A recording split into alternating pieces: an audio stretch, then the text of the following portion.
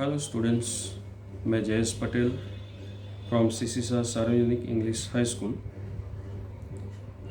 आज हम हिंदी द्वितीय भाषा देखेंगे। इसमें प्रथम काव्य है जिसका शीर्षक है प्रभु जी तुम चंदन हम पानी। इसके कवि है संत रैदास। पहले देखते हैं कवि परिचय। संत रैदास, जिसका जन्म सन 1388 और इनका निधन अनुमानित है साल है 1518। संत रैदास हिंदी साहित्य के जाने माने महान कवि थे। वे हिंदी साहित्य के दूसरे महान कवि संत कबीर के समकालीन थे। वे संत रामानंद जी के शिष्यों में से एक थे। वे उच्च कोटि के साधक भी थे। ये काशी में रहते थे, पढ़े लिखे नहीं थे, मगर उनकी साधना उच्च प्रकार की थी। रैदास के पदों में अनन्य भक्तिभाव की अभिव्यक्ति है। यहाँ जो संकलित पद है, इसमें उन्होंने भक्त और भगवान के अटूट संबंध की पुष्टि की है। वे कहते हैं कि प्रभु जी, मैं हर हाल में आपके निकट रहता हूँ। मुझे आपकी भक्ति से प्रभुमय बनना है। मैं आपका दास, आपकी प्रतीति चाहता हूँ।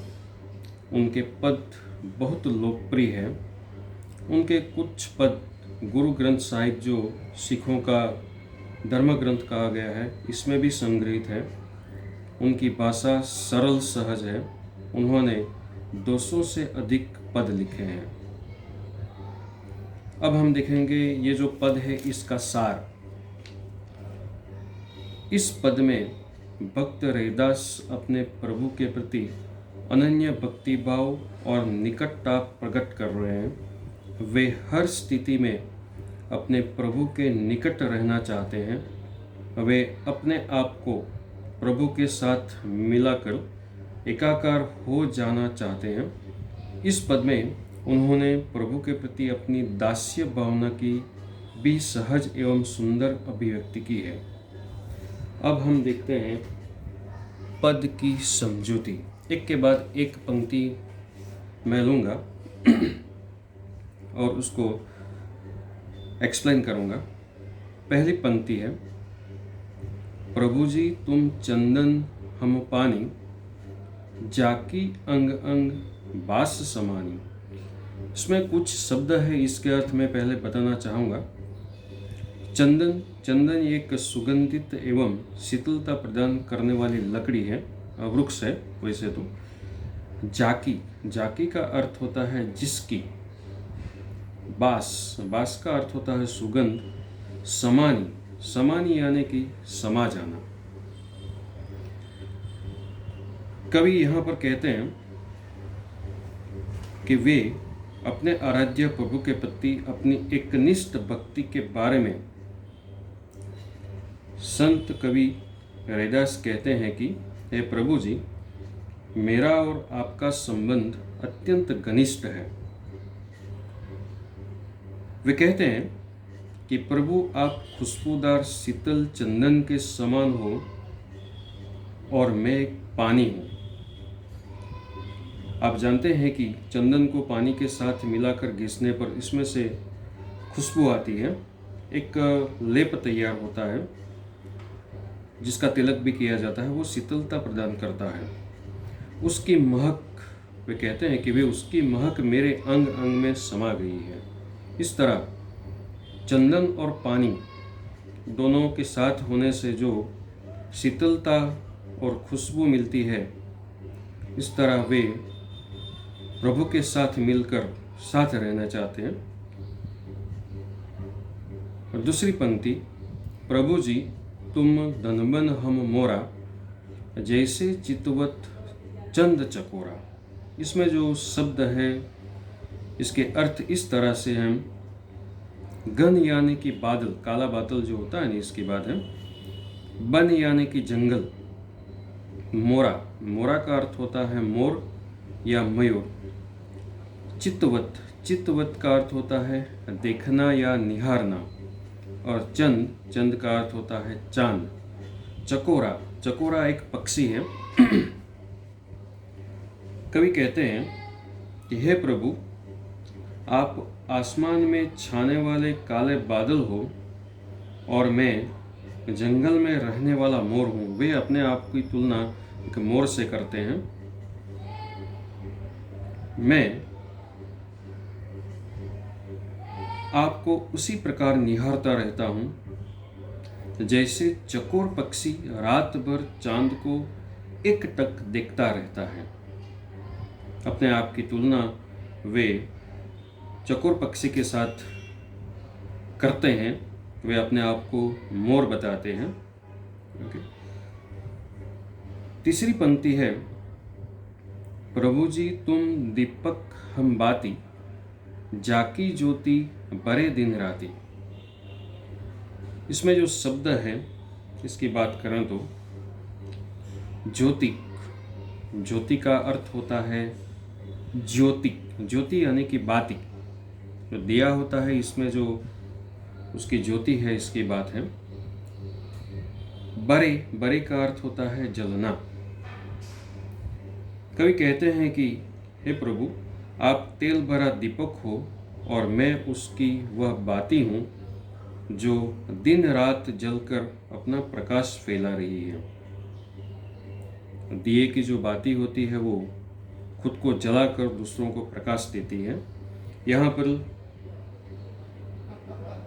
कवि अपनी तुलना बाती के साथ करते हैं और प्रभु की तुलना तेल भरा जो दीपक होता है इसके साथ करते हैं। दोनों के बीच जो संबंध है इसकी बात कवि करते हैं। अगली जो पंक्ति है इसमें कवि कहते हैं, प्रभु जी तुम मोती हम धागा, जैसे सोना ही मिलत सुहागा। इसमें जो शब्द है इसके अर्थ सोना ही, सोना ही का अर्थ होता है सोना। सुहागा, सुहागा एक प्रकार का खनिज पदार्थ है।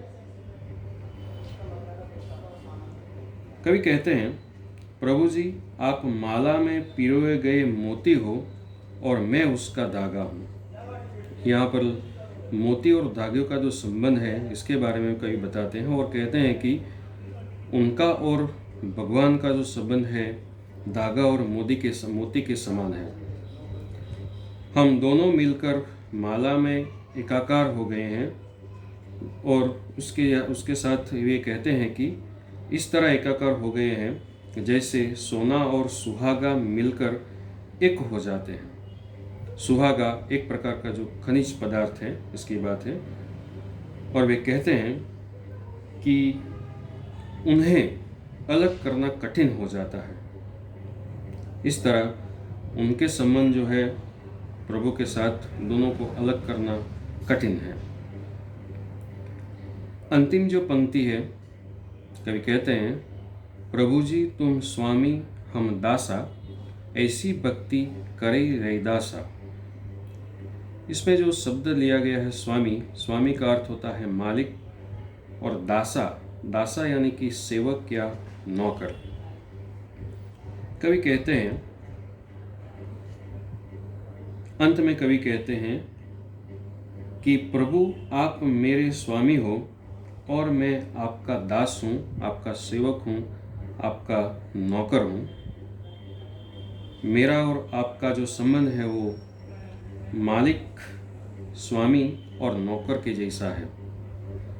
इस तरह मेरा और आपका अटूट एवं अनन्य संबंध है।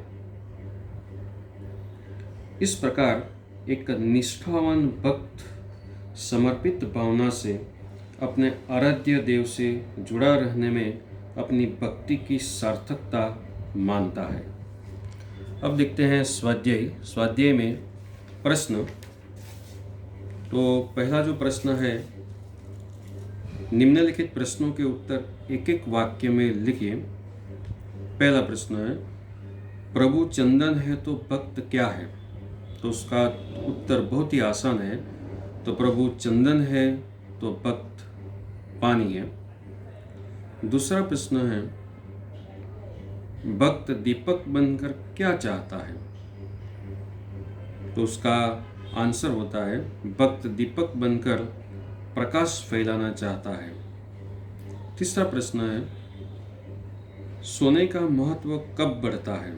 तो उसका उत्तर यह है कि सोने का महत्व उसमें सुहागा मिलने से बढ़ता है। निम्नलिखित प्रश्नों के उत्तर 2-3 वाक्यों में लिखिए। इसमें एक ही प्रश्न है, भक्त किन किन उदाहरणों द्वारा समझाता है कि मैं प्रभु से निकट हूँ? अपने शब्दों में लिखिए। तो भक्त स्वयं को प्रभु के अत्यंत निकट समझता है। इसे वह अनेक उदाहरणों से समझाता है, जैसे चंदन और पानी, धन और मोर, चांद और चकोर, दीपक और बाती, मोती और धागा आदि के माध्यम से वह प्रभु और स्वयं के संबंध को दर्शाता है और उनका संबंध इन सभी के जैसा अटूट है। अब अगला प्रश्न जो है, इसमें उचित जोड़ मिलाना है। तो पहला है चंदन, चंदन के साथ आएगा पानी, धनवन, मोरा, दीपक, ज्योति, सोना, सुहागा, भक्त, रैदासा। इस तरह हमारा जो पहला काव्य है पूर्ण होता है। Thank you.